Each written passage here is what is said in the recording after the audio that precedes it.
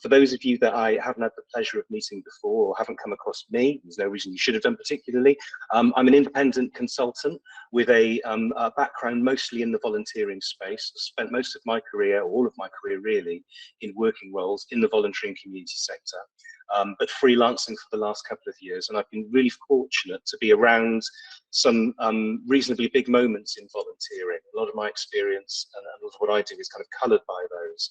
I was involved in the Legacy from London 2012 programme. I had a secondment in central government at the height of COVID, working on volunteering strategy and policy then. Since freelancing, I've worked on some of the big initiatives that we've seen in volunteering, some of which I'll touch on today, like the vision for volunteering, and earlier this year, the Big Help Out as well. So in most of my work, I help non-profits with a volunteering program to enhance that in some way. Perhaps they've got a hunch that their volunteering program could be so much more, or there's a really thorny problem that they're trying to correct. And I tend to sort of work in those areas. So I'm really grateful to be given the opportunity to work on this. Why now? Why digital now? Well, it's a big subject. It's very fast moving. Chances are it doesn't look quite the same as it did the last time that you looked at it. And of course, also, we've seen a huge amount of upheaval in the volunteering world in recent years. I'm sure some of that has come up today. So this feels like quite a good time to take stock and to see where digital can really help us with our current challenges. I'm probably more of a practitioner in volunteering than a digital expert. So I'm not really coming at it from a digital evangelist's point of view.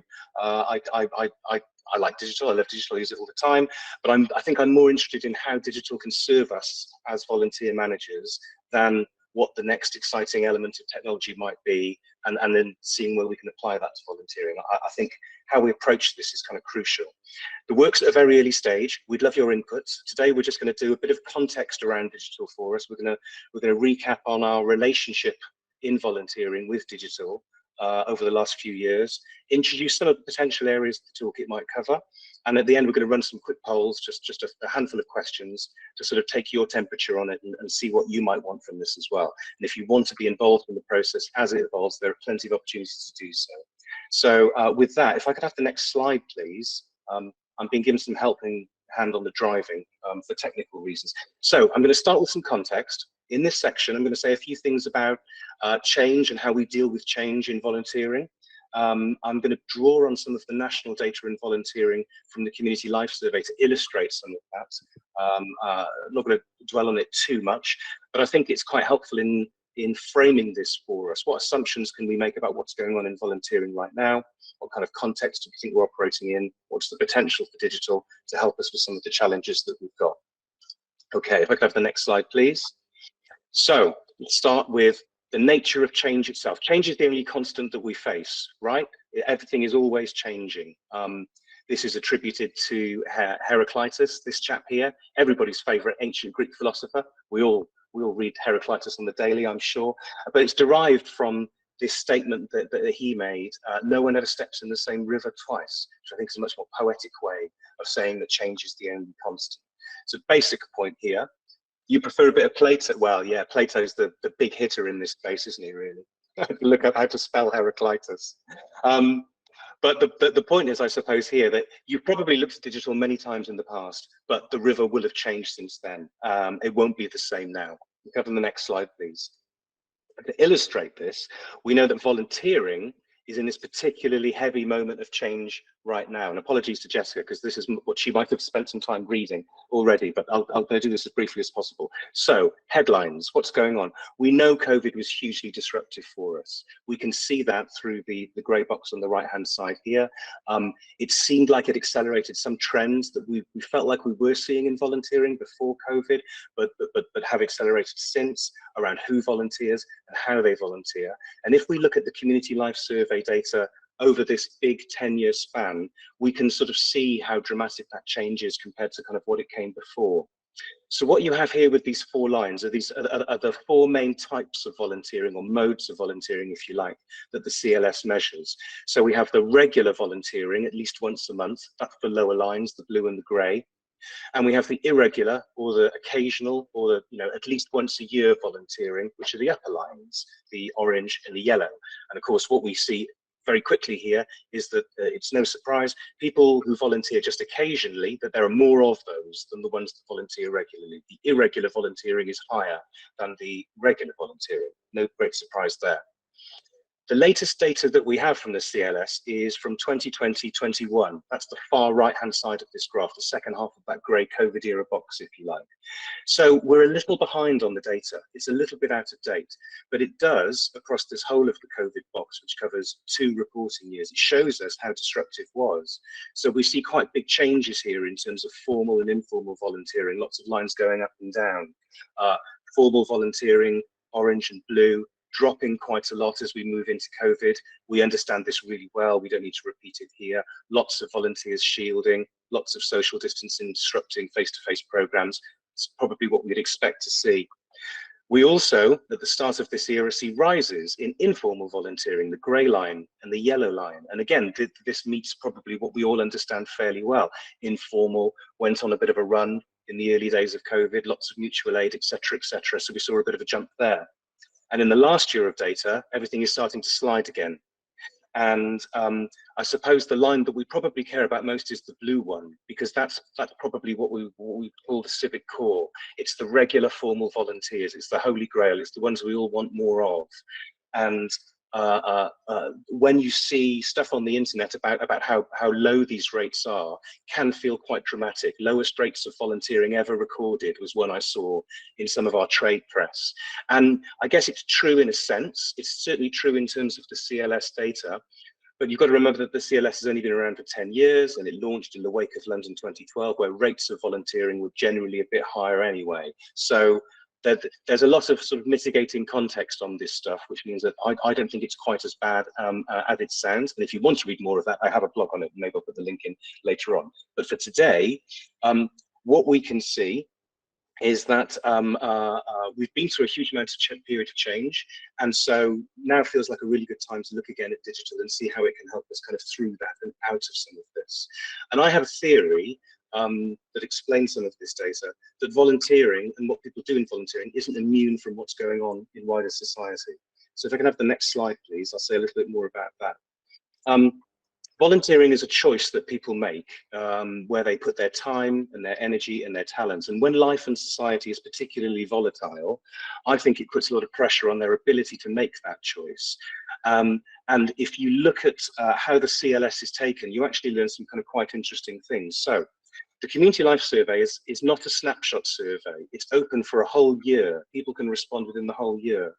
And when they ask you about your volunteering habits, they ask you what you might have done in the last 12 months.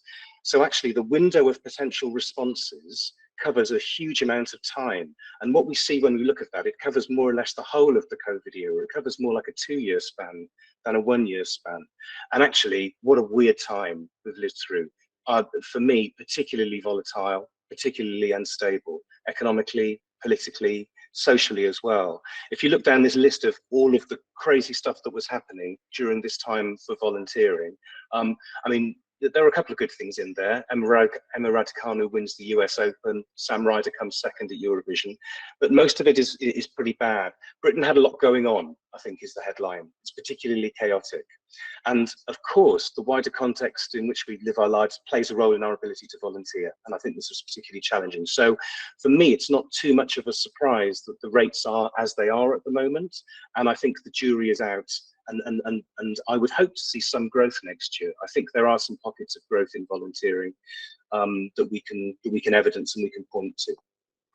And again, I could say more about that later if you wish. But if you still need more convincing on this theory of mine that we're in a codependent relationship with what's going on in the wider world, then next slide, please. One thing you can bear in mind is that the Community Life Survey doesn't just ask about volunteering. It asks about all sorts of other social indicators about how people participate in their neighbourhoods and the community. And the interesting thing is that everything is down. It's not just volunteering. And I pulled out a few of them here, but there are more as well. People who feel that they all pull together in their neighbourhood to help improve their era. That was down 7%. Civic participation was down 7%. That's engagement in the democratic process. And that's everything from voting to taking involved in local consultations that your council might run.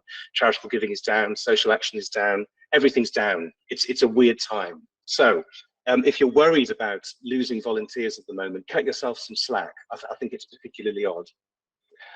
Okay, can I have the next slide, please?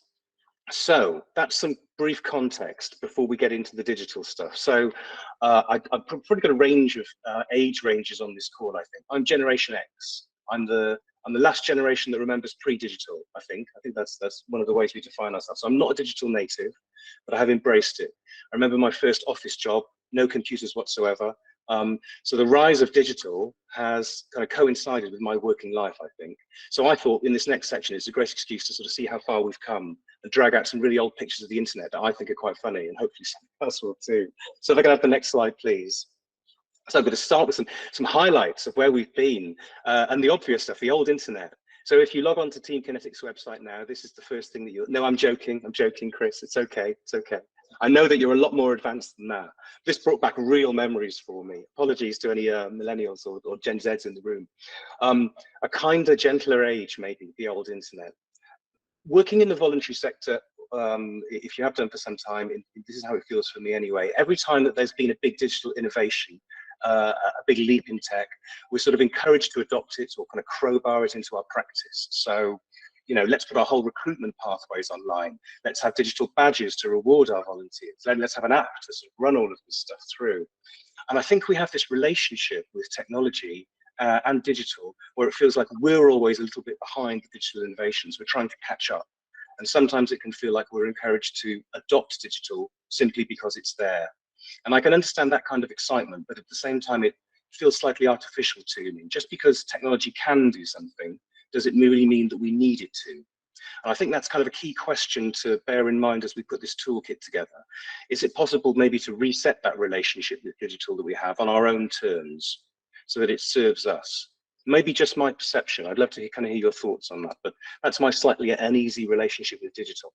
I don't think it's just a voluntary sector thing though. Maybe it's more about how technology is presented to us. So to give you a quick example, there's a new iPhone out soon. It might be out now, I think. It's the 15 we're at now, isn't it, or something? And I'm sort of dreading what they'll come up with next, what kind of gimmick we will see, that you know, another thing that we can do through our phones, whether or not that's of any actual kind of use to us. Most of the time it feels like these innovations are just a sort of showcase for the technology. They're not really solving a real problem that we see in real life. So for example, next slide, please. Not to pick on Apple Watch users, because they are quite fun, aren't they? But did you know that if you've got an Apple Watch, one thing you can do now is you can send a digital image of your own heartbeat to somebody else, a sort of animation of what's actually going on your heart right here and right now, as a way of telling them that you love them. I mean, finally, thanks Apple, somebody finally has liberated us from the torture of genuine human contact. You know, heaven forbid that we should tell them face to face that we love them, or even pick up the phone, you know, the phone connected to the watch that you've already bought. But anyway, okay. Anyway, I'm being a bit cruel. This is a fun thing. We're not anti-fun here. But do I really need it? That's my point. In my personal life, maybe this isn't such a big question. But in our professional world, the decision to adopt anything does come with a cost. Time, money.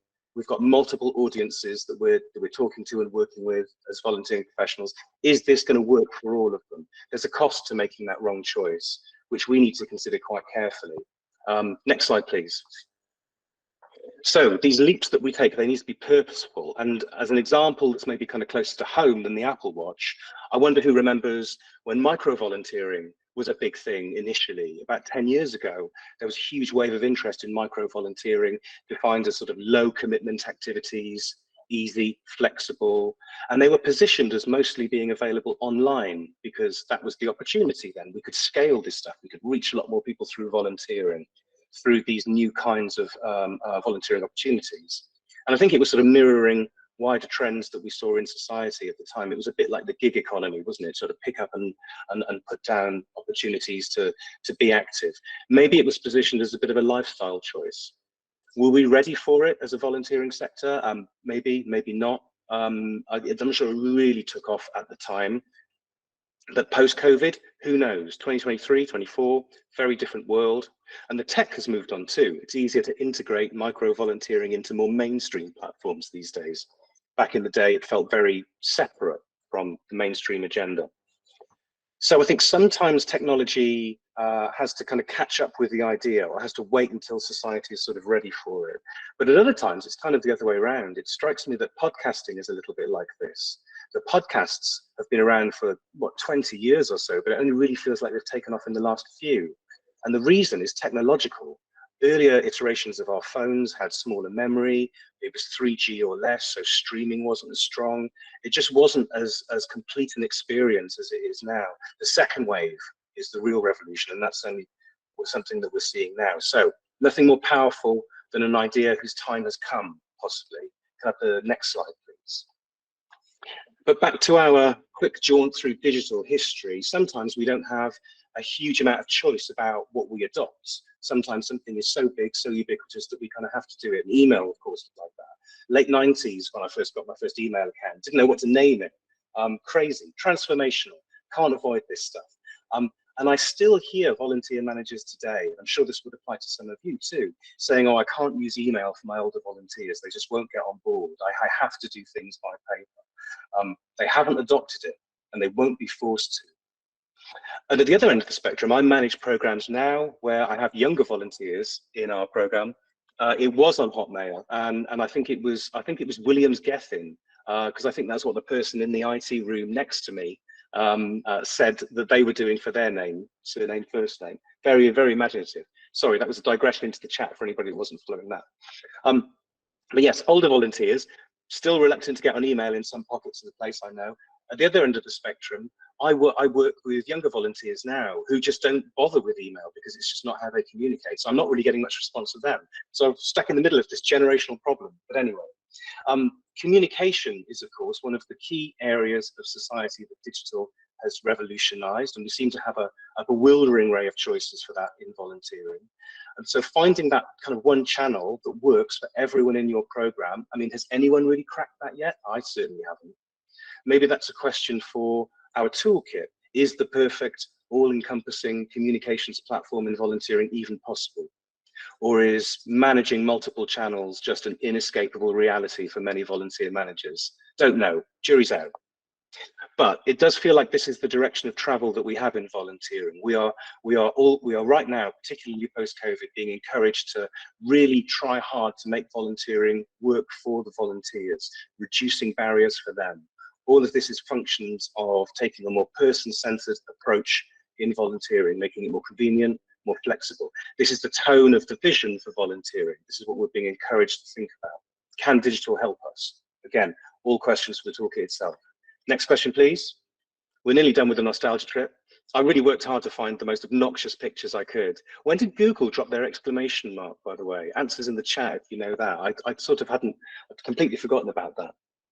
Anyway, remember the excitement when we all got websites?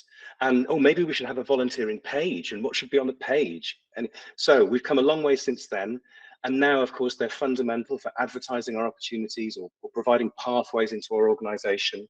And I don't really know a lot about how the web works. I remember things like Web 2.0 that people talked about quite a lot a few years ago, but I don't really know what that means or what it was, or whether that's still around. Clearly, there's been a lot of progress on this front. But I am aware that we've had some real trends in how websites are used. In the early days, there was a strong element of broadcasting about our websites. There was novelty there. People would come to you, they would visit. And our job was to sort of tell them what we had, and that's what our websites did. And then for a while, it felt like that was quite reversed almost, and we were encouraged to go to where our audiences were and speak to them there, particularly on social platforms. I remember conversations around, commissioning chat forums and those sorts of things. And IT people would say, oh no, don't do that right now. Like go and use the platforms where your audiences are. They won't come to you anymore. So we've been on quite a journey, and I'm sure web strategists would have quite a lot to say about the role of websites today. I suspect it would be something like, actually today your website is just a function of your strategy, and it needs to serve what your strategy wants from it. And that could be a range of different things. It's just another delivery tool, and it can fulfill many functions. So a website today is perhaps more enabling, knitting together all of the audiences that we are looking to engage with, including volunteering. So I think web has maybe evolved from being something of a novelty, something that just showcases the tech behind it, into something a bit more meaningful for us. And that feels like a healthy development and maybe a good yardstick for us as we put this toolkit together. Have we cracked websites in volunteering? I'm not sure we have. We know that advertising is still quite tough for our roles. We still hear stories about volunteers struggling to find opportunities, struggling to find something that's right for them. Too many places to search, possibly. The Big Help Out campaign earlier this year, incidentally, one of the objectives of that was to try and improve this process for the volunteer. Single digital front door where all the opportunities are. Easier for them. Not perfect for us as volunteer involving organizations, perhaps, because we've still got to engage with that one front door, but you can see how we're trying to sort of crack this problem somewhere. Loads of potential actually in digital to help us here. Some of you may have thought or read around open data and the potential for open data, which can link a lot of our sites together in a really intuitive way for the user. Loads of potential there, but not something that we've really addressed at scale in the volunteering sector. Is that something we want to try and crack or understand better through this toolkit? Leaving that out there for you. Okay, next slide, please. This is my personal favorite of all of the slides. So from websites, we move deeper into web-based applications, and this was the sort of cheesiest CRM kind of illustration I could find. It's awful, I know, I hate it, it's deliberately bad. Look how crap it is. There's two different fonts going on here. I've even squashed it a little bit so that it reminds us what our formatting looked like in the early 2000s. Very offensive. Anyway, most of us have some sort of CRM system these days. If you don't, I don't think you need to look too far. There's probably one connected to this call that could maybe help you out a little bit, but it's a maturing market for this stuff. They all do slightly different things. Choosing the right one is hard. Will it do everything that we need it to do right now, and maybe what we need to do in the future? And will our staff and our volunteers and everyone else engage with it? Will they happily use it? It's a tough one. Good luck. I know, I've been there, but we are getting better at making informed choices about these things. So we know now that, you know, whether or not our teams and our volunteers really like the interface is quite crucial. We know that having really good technical support behind the scenes and the help desk is a really important part of this stuff. We know that integrations with other platforms are going to be essential the deeper into this stuff we get. So I think this stuff works best when a technological leap or an advance in digital meets a genuine need that we have in the real world. I'd like to give you a quick personal example, if I may. Next slide. So this is me and my dad. My dad's name is Colwyn, as in Bay. Don't ask me, it's a strange one. Colwyn is 76 and he left school at 14 and he did manual work all his life. So Colwyn never needed an email, thank you very much. He's pictured here in his natural habitat, the wine shop, so he's looking quite happy. But if you tried to ask him a few years ago about getting an email address or doing anything online, he wouldn't have had any time for you whatsoever. So Colwyn is stuck in his ways, let's put it like that. And then something in digital came along that just spoke to him and caused him a sort of, you know, road to Damascus type moment. And that product was Apple FaceTime, not to advertise for those, but he realized that if he had FaceTime, he could talk to his grandkids in Guernsey, not mine, my brother's, on a daily basis. But he needed an email address for that. Oh, all right then, let's go. Okay, so finally I got him to have an email address, and now he loves FaceTime and he gets to see his grandkids all of the time.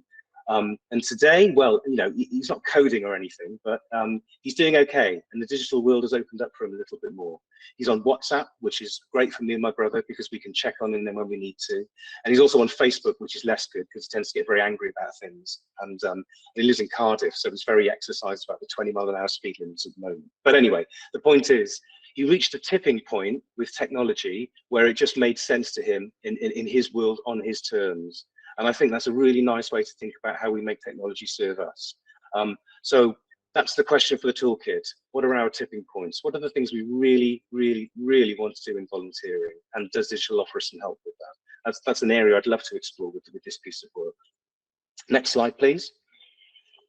Quick example of where that can happen nicely in volunteering, where these two worlds collide quite nicely. Sometimes we know, you know, instantly what that need is. It's obvious. during COVID, with the NHS volunteer responders, we adopted the Good Sam technology. Good Sam was pre-existing location-based software for rapid response for health issues, repurposed for sort of task-based, flexible volunteering, micro-volunteering, if you like, during COVID. Bit of a game changer. All of a sudden, a new model for volunteering, and lots of implications, lessons, opportunities for us to think about how we organize volunteering, perhaps moving away from fixed roles into more task-based stuff. And many of the CRM platforms that we use, and I'm pretty sure Team Kinetic is one, have sort of followed suit and built this kind of functionality into their platforms. And today, if we are struggling to retain volunteers or attract ones, one of the things we know we can do is to try and make the experience more flexible. We can try and break roles down into tasks where that's allowed. And perhaps we can use technology to help us kind of manage some of that or make that transition, enabling them to dip in and out a bit around their lives. So a nice example of hopefully good transformation through digital. Okay, next slide, please. Last one in this section. So to recap, that was just a few quick highlights on there from the history of digital and how it's affected volunteering, told from the perspective of a non-digital person, so apologies if it's a bit hammy. But to recap the main points, I think digital innovations are often ready before we are. We need a good reason to adopt them, or it can feel a bit artificial. But we know that the pace of change in society is increasing all of the time, and I think we're really feeling that now in volunteering, whether we like it or not.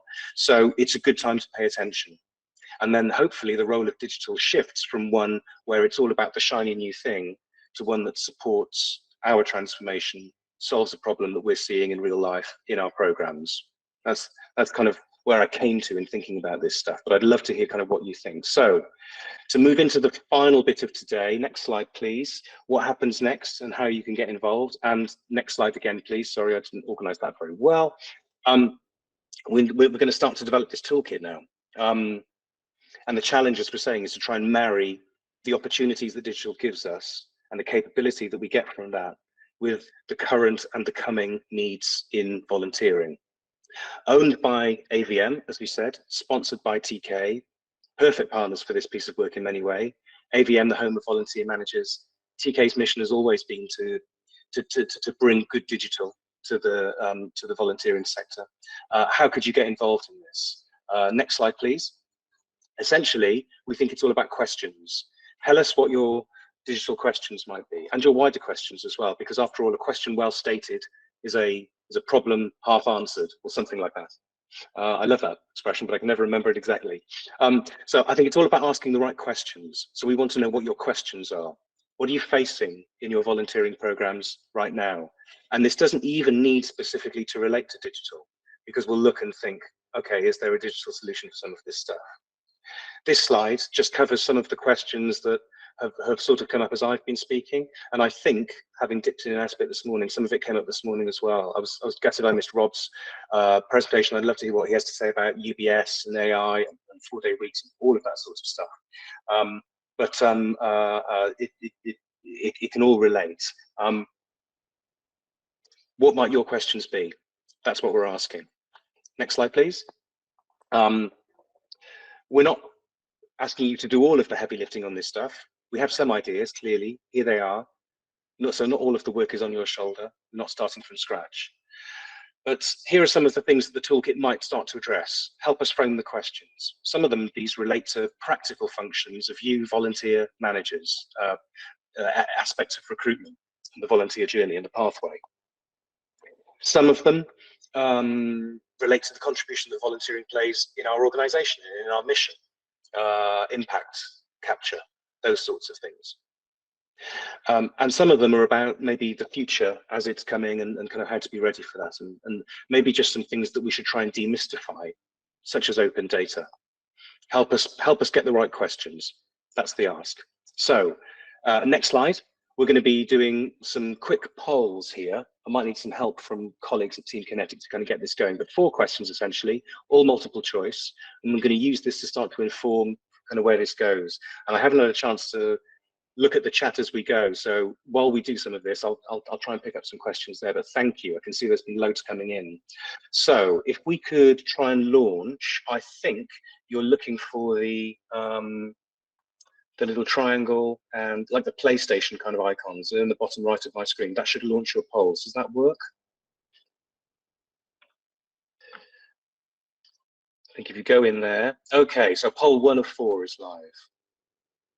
Can everybody see how to get to this okay? Or would anybody like some help or an explanation? I can see some thumbs up. Thank you, Emily. Thank you, Ellen. Jess, Andrea. Great. Okay. So, poll question 1. Thinking about your volunteer journey or life cycle in your program, in which stage are you currently experiencing the most challenge? So I've been really cruel here and allowed you to pick only one of these options. But essentially, we're thinking about the life cycle of the volunteer from the recruitment and advertising stage right the way through to exit and progression. And I'd love to know where the key pinch points are. That might help us target digital solutions in the right way.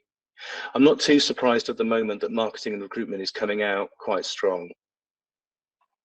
Yes, exactly, Chris. But we're going to refine the focus. That's lovely. Thank you. If anybody wants to carry on voting, I think the votes are still creeping up. So that's question 1. I think we can vote on all of them at the same time if you keep scrolling. So I'll just go through all of them in turn briefly, and then we'll just let you complete in your own time. So question 2, in recruiting new or more volunteers, which groups would you most likely to target? So this is a sort of demographic question, if you like. I've taken some fairly sort of open age categories, younger, some aspects of how active people are in the midlife, whether they're parents, working professionals, but both. For here, choose as many as you wish. It's an open question, so you can kind of pick more than one. Younger volunteers, interesting. Younger volunteers is one of the only demographics that displayed any growth at all in the Community Life Survey last year. I think it's one of the pockets of growth that we could kind of hope to target and aim for. So this is by no means a bad time to be thinking about how you engage more younger volunteers in your programs. Question 3. What are the biggest challenges facing your volunteers right now? So from the volunteers' perspective, what are the problems that are, or what are the issues and challenges that are affecting their ability to volunteer, their propensity to volunteer? And these are all fairly obvious areas, and I think I've taken these mostly from the time well spent volunteer experience work that NCVO does. These are the kind of things that they ask in kind of that language. So this isn't scientific, this is a bit straw in the air, but I'd love to know. Lack of time always comes out very highly in these things. Flexibility, financial concerns, cost of living, time well spent had quite a lot to say about expenses, actually, if you've seen that, really interesting. Expectations and boundaries questions, or something else, none of the above. Leave those open, and I'd love to hear your thoughts. Thank you very much. And then question 4, I've asked, which of the 5 themes of the vision for volunteering are you most interested in exploring? Apologies if you haven't come across the vision much before or thought about it. It's a fairly recent piece of work. It's England only. Some of you may be from further afield on this call. But essentially it's asking what aspects of volunteering do we think are going to be crucial over the next 10 years, and where does volunteering want to be to meet that? As I said a little bit earlier, quite a lot of the tone of the vision is around a greater drive for more person-centered volunteering, us enabling people to volunteer rather than people volunteering for us. It's a slight flipping of the power balance in order to appeal more to the changing motivations and expectations of volunteers. It's got these 5 themes. Awareness and appreciation is about exactly as it says, really promoting and communicating volunteering, getting it across why it's good, why it's valuable, how you can do it, that sort of thing. Power is about giving volunteers more power and control over their own opportunities, and to enable them to take power and use power for good through their volunteering. Equity and inclusion is very much about reducing barriers for entry. Collaboration is about working with others. A lot of that happened during COVID, not just for times of crisis. And experimentation is similar, actually. The courage to try new things, very relevant to us, thinking about digital. So I'd be very grateful, and I can see many of you have, chucked a vote in where some of this is kind of relevant to you. And I think we're going to be asking some similar questions of others as we go. I've just got one more slide, so maybe I'll just do that because that's a bit of next steps. And then I think there's plenty of time. I haven't looked at the phone in a while. Oh, it's maybe 10 minutes or so, maybe 15, or whatever you want, Chris. If anybody wants to talk about any of these issues or to flag any questions. So we'll do a bit of a, if you want to think about some of this stuff further, I think we're going to put something out in the comms post-conference, which invites you to share these opinions again, and maybe after these polls, we'll set that up, and you can tell us directly. If you're a member of AVM, stand by your inboxes, because we're planning a bit of a roundtable in November. 21st, I think, is our provisional date, but it's not fully confirmed yet. And if you want to be involved in the creation of this process, that's the main opportunity, I think. And then I haven't asked Chris this at all, so he might say something completely different. But my assumption is that we'll sort of work on this up to Christmas, and once we get into back at, you know, early 24 into the spring, that's kind of when we'd be looking to launch. But it's a bit TBC, isn't it, Chris? I don't think we kind of quite know yet. Good question, Anne. Not sure, but at that point, I think you can pull down the slides if you want to. Thank you ever so much, Alex and Sienna, for helping me kind of drive that at last minute. Much appreciated.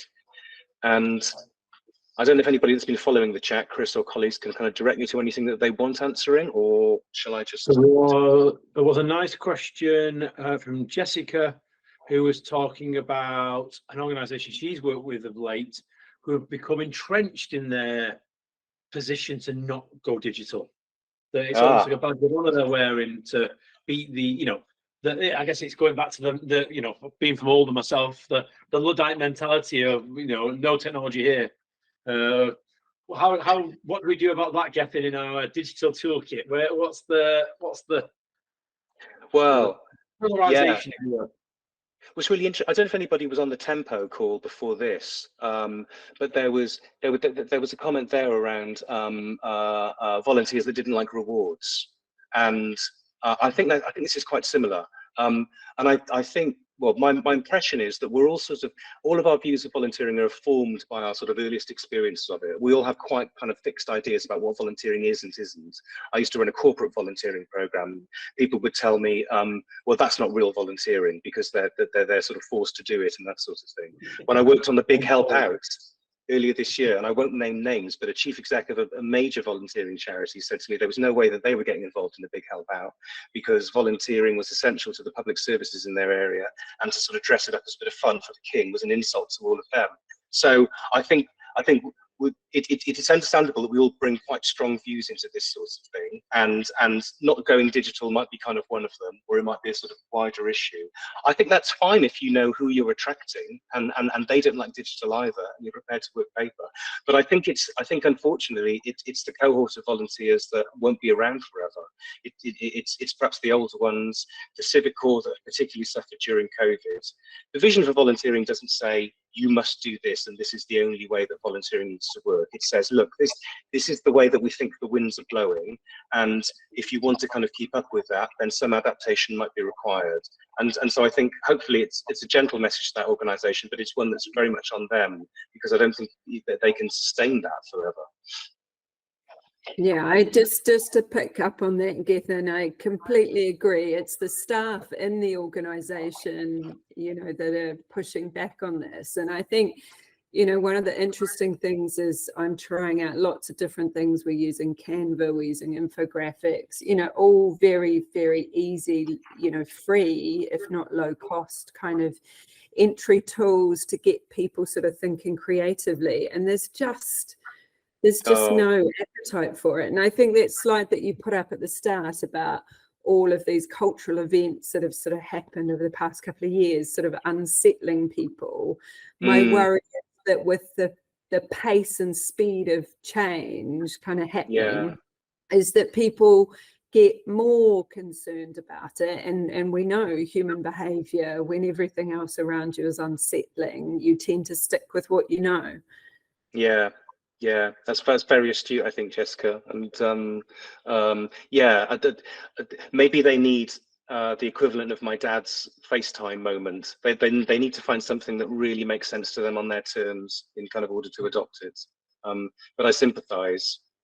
And you know, some volunteers really don't like it. So you know, you can position yourself in the market, but perhaps for those kinds of volunteers. But I don't know. I think as well, although there is less and less of those people around, the ones that are around are more entrenched, tends to be. You know, the ones that are still fighting having an email address are the ones that are really fighting having one at this point in time. So I think as long as you accommodate them in your process, in your system, then I think you've got a fighting chance. But you know, it's a consideration in your thinking around, you know, your system's thinking needs a, it's a challenge, but it always needs a caveat. But what for these guys? What for these guys? When we set off 15 years ago, it used to be the number one question of what are you going to do about these guys? Whereas now, sort of post-pandemic, the attitude is very much, well, we're going to do it about these guys anyway. So there has definitely been a change in people's attitudes, in, you know, decision makers' attitudes around certain things. But I think if we're going to be inclusive and accessible, you do need an element in your approach that accommodates printouts, and accommodates posters, accommodates word of mouth, accommodates a list of opportunities that they can take away in the hand, those kind of things. We're not advocating the end of any of that. We're advocating the either or approach as opposed to the only approach, I guess, is what we're trying to do with this piece of work. Yeah, it needs to be meaningful, doesn't it? That's why I sort of focused on that so much. Oh, I forgot my point. That's okay. I was distracted, Chris, by your first email address. I love that, cjbadboy@hotmail.com. Yeah, that was wasn't the best on job applications, I'm not gonna lie. I'm just having a quick look here. Rachel from Tempo has Tempo's done quite a lot of work on sort of digital inclusion. Rachel, if you're happy to come on for a second, just tell us a little about some of the stuff you've done. Hi. Yeah, just coming on. So yeah, so obviously we use time credits as a way of engaging people in their communities and valuing their time. And you know, over the last sort of 10 and nearly 11 years that I've worked here, the landscape has changed so much. You know, my early conversations about proving the role that time credits could play, and very much kind of, you know, that altruistic idea of volunteering, and people being very, very against, you know, reward and recognition. And, you know, for me, time credits, they're a tool. And they're a tool in the box, and we've got lots of tools, and this digital toolkit will be another tool. And it's about having access to a wide range of tools and using the right tools for the right people and the right audiences. And for me, it's about, you know, opening up. There's nothing I love more than a challenge. So how do I work with those who are, you know, far from using time credits, and sort of onboarding them and seeing the value in it, and then them seeing the change that it makes for those volunteers that then receive time credits for their time. And I don't think you can argue with that impact and with those stories that happen as a result of it. And I think it will be the same for, you know, digital toolkits, if we can kind of support people to see what that difference that can be made, and, you know, engaging new audiences and new people, and reaching, you know, members of the society that they would never reach with their traditional approach. So it's a journey, isn't it? And I think we'll take people on that journey with us at different points, but it can be challenging. Anne asked us earlier what the plan was once we have the toolkit completed, Gethyn. Thanks very much, Anne. Clearly, we haven't thought that far ahead.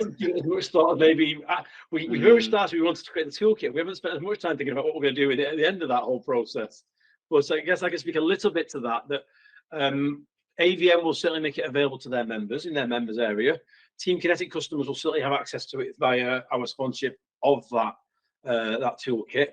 The form it takes is still something of a debate between ourselves, Gethyn and AVM, because by its very nature, there's going to be a digital element to it, but we don't want it to be just that. We're talking about maybe some workshops. We're talking about maybe some interactive web pages. There's a few things that we're sort of thinking about that may come out the back end of it in terms of resource and useful things that you as practitioners can take away from it. And we know that there's 1,000,001 toolkits out there that nobody looks at. So we don't want it to be another one of them. We want it to be something very practical. We're going to use it to inform some of the decisions we make about the next steps with our product. So it's a work in progress, shall we say, but we will keep you all up to date with that work. Gethyn, I don't know what your thoughts are, because you're doing the work. How you'd like to get out to the masses? Well, so yeah, I don't know yet is the headline. So my take on this, I think, is that the story is more important than the format, or the kind of content is more important, which is why I focused in my slides so much on let's ask the right questions, and then we'll tell the story in the way that best works to get those points across, I think. So I'm quite open, but I'll And you've got your hand up. Yeah, it's just, this is something that I've been thinking about quite recently, and something that I want. I've got some ideas really of what I was going to do, which, as you'll know, Chris, I can't do on my own because you know about my IT capabilities. But you know, and that's why I was asking Jessica where she was based, because you know, having come from a digital inclusion background, you know, and I was very keen that, although I'm going with digital systems, it's not to leave behind those that don't. So, for example, you know, the way I look at Team Kinetic, if somebody hasn't got an email or can't access it, I'll ask their permission and I'll log them on the system anyway, you know, and just do it that way, and we'll work with them. And if they want to up their digital skills, I'll refer them to our digital support. But in terms of the volunteering in the digital set, as I say, I've got some ideas in terms of what I was wanting to do with resorts. So that's why I'd be keen to know what you know, because if you like, it would give me, you know, we're under more and more pressure moving forward. Like, will my company support Team Kinetic moving forward? Which I hope they do, because we've had such a delay because all our venues have been closed for major capital regeneration.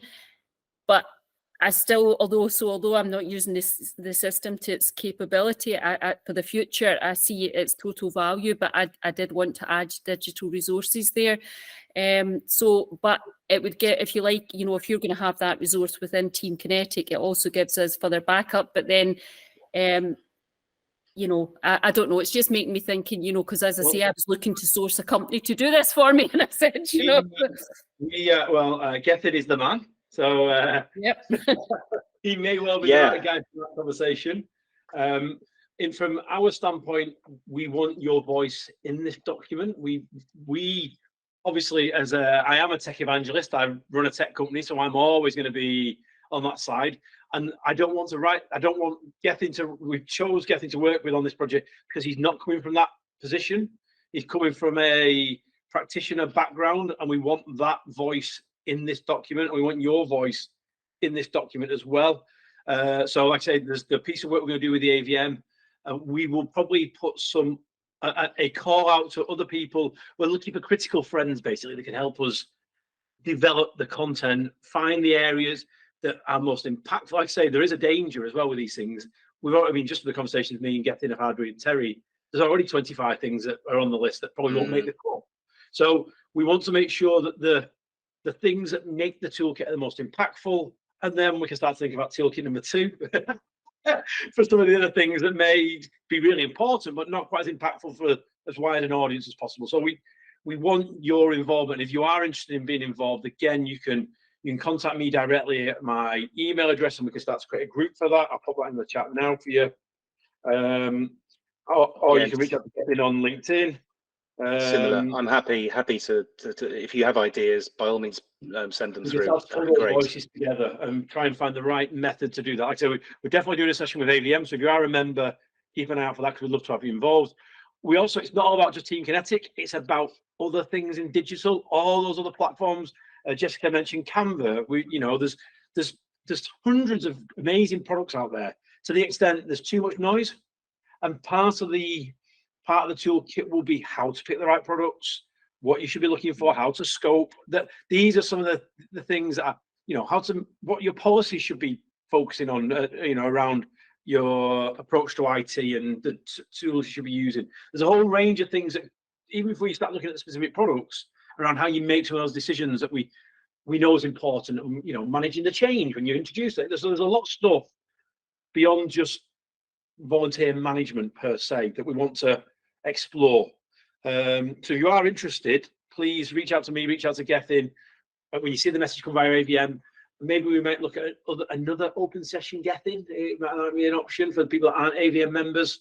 That could be another option as well. So we've got 3 or 4 minutes left. Has anybody got any particular questions or hopes or fears or ambitions or something like this? Anything they'd like to see in a toolkit around digital that maybe hasn't been brought up as yet, or you think might be important?